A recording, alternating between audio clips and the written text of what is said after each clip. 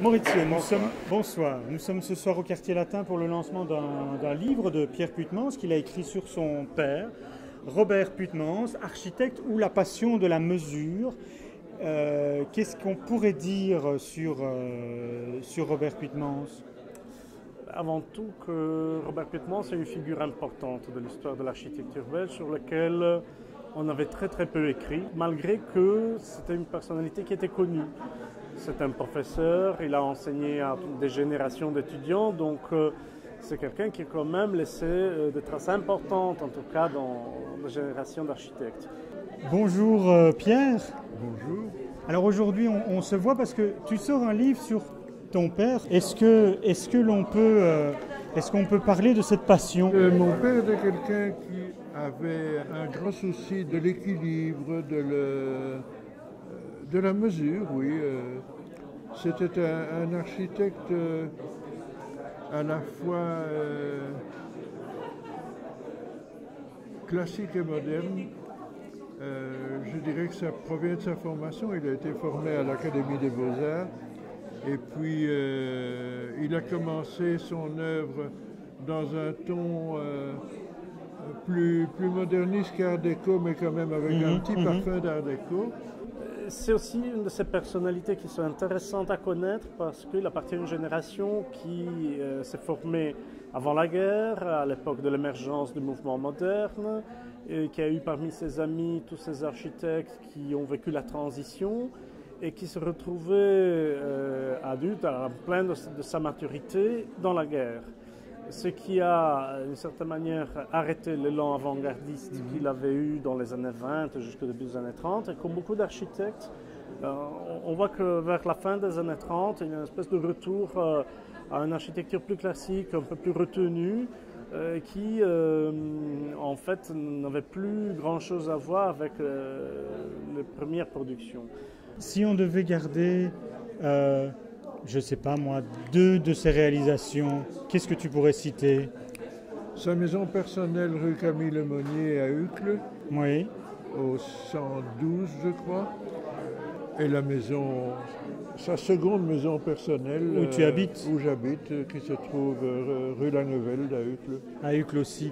Le fameux bâtiment de l'Institut de sociologie de l'ULB, qui malheureusement a été assez fort défiguré dans sa rénovation et qui est un bâtiment assez exceptionnel dans le genre par son emprise dans l'espace du terrain de la faculté. Il a beaucoup travaillé donc pour des gens comme Joseph Vanek qui était architecte en chef de l'exposition de 1935. Il a fait beaucoup de projets de pavillons dont aucun n'a été exécuté d'ailleurs. Mais il a dessiné des grands palais de l'exposition 1935. Ouais. Qu'est-ce qu'on peut trouver en fait dans le livre? Est-ce qu'on trouve aussi des anecdotes un peu savoureuses?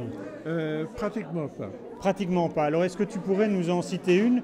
Prenons par exemple celle des serres royales. Oui, à ce moment-là, donc, il travaillait chez Fernand Petit, et Fernand Petit était en train de transformer une des serres du palais de Laken en piscine. Oui. Et alors, ce que j'ai raconté tout à l'heure, c'est que le prince Charles de Belgique, qui n'était pas encore notre régent, a traversé le chantier, a jeté un coup d'œil et a déclaré « tout ça est de stouffe ». C'était aussi un architecte qui était extrêmement discret. C'est peut-être pour ça qu'on a très peu écrit sur lui. On attendait cette publication.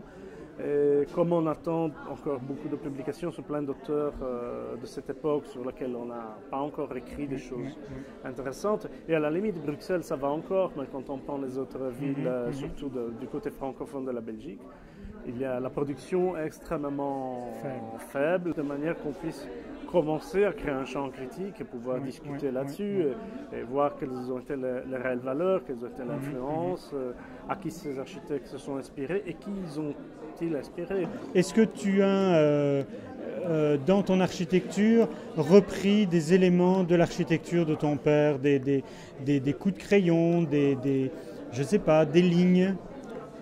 Je n'en sais rien. J'ai toujours été moderniste J'ai toujours plaidé la cause que pour qu'il y ait une bonne architecture, entre guillemets, il faut un bon client, C'est ça. un bon dialogue. Petits exemples,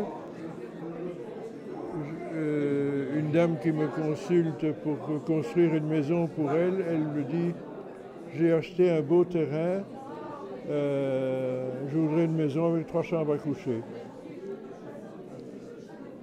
J'attends la suite, pas de suite.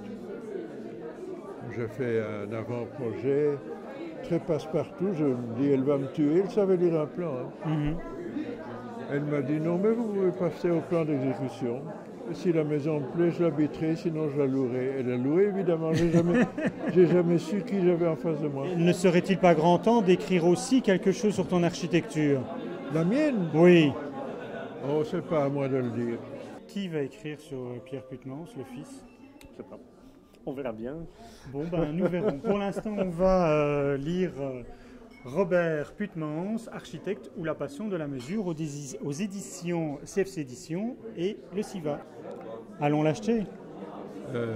Oui, je ne compte pas l'acheter, moi.